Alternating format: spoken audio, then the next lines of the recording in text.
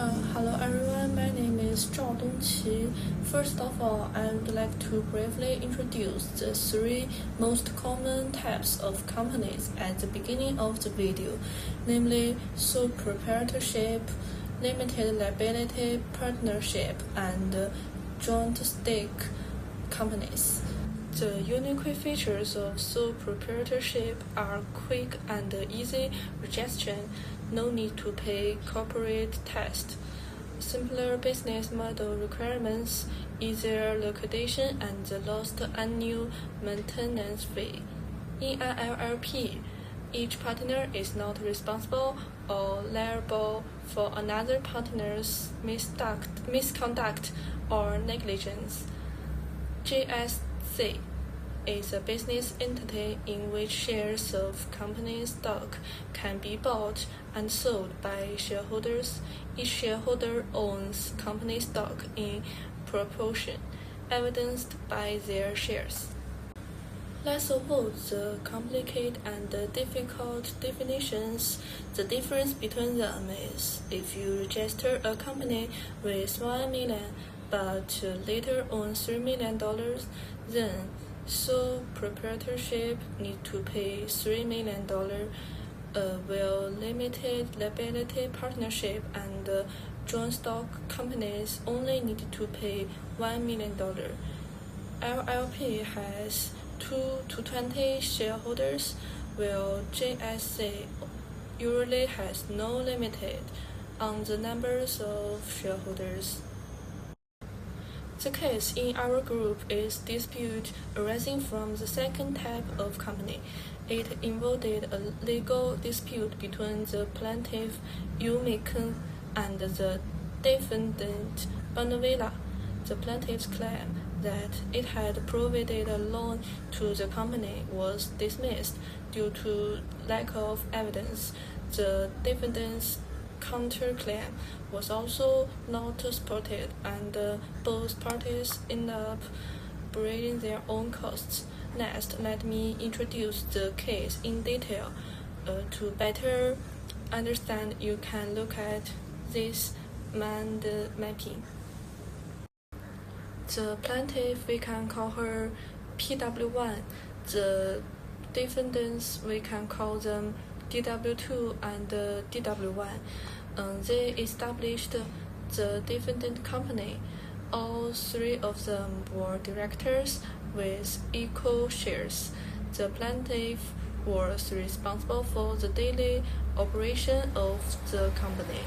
Later, the plaintiff established a new branch and was able to sell the shares to David for $150,000,000. After being discovered by the defendants, the three of them had a conflict, and the plaintiff resigned.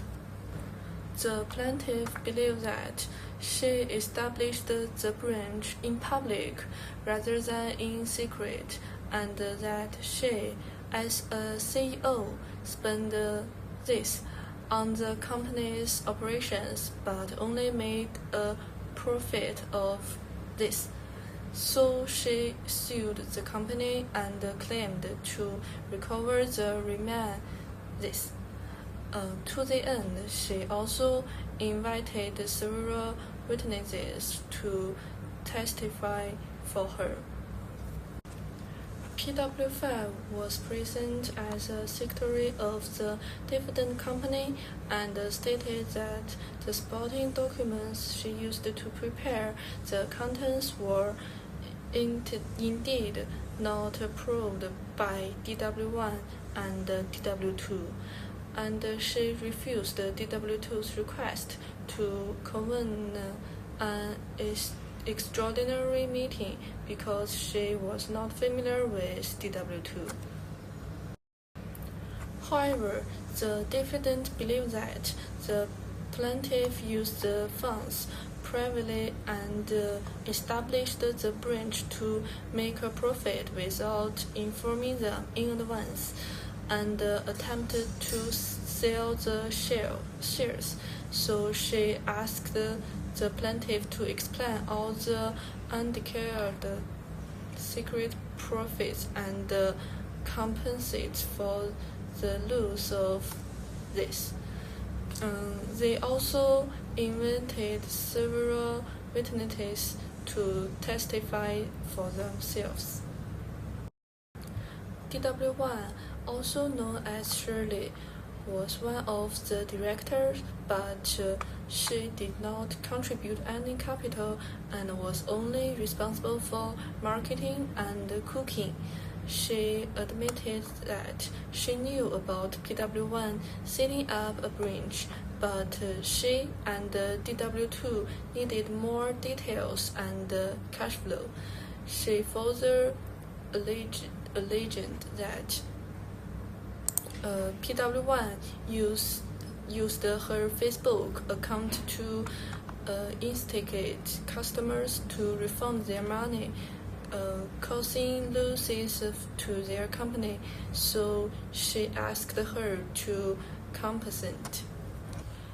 DW2, also known as Christine, did not provide any capital to the defendant company and had a very bad relationship with the plaintiff.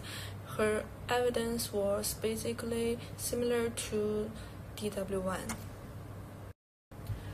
DW3 was a former customer of the defendant company.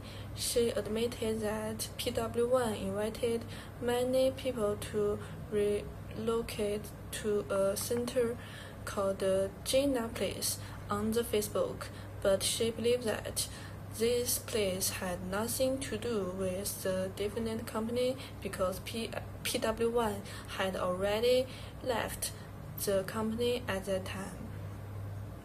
DW4 was the new secretary who took office after PW5 left the company. She testified that PW5 did not provide value materials to prove it. There was no agreement related to the branch company. DW5, the last witness for the defendant, who is an accountant, opened that the documents provided by PW1 were messy and incomplete, and therefore could not form an accounting report. Ultimately, the court dismissed the plaintiff's claims because the receipts, invoice, bills, and other materials she provided were not finalized or audited, so they could not be used as the basis for the claim.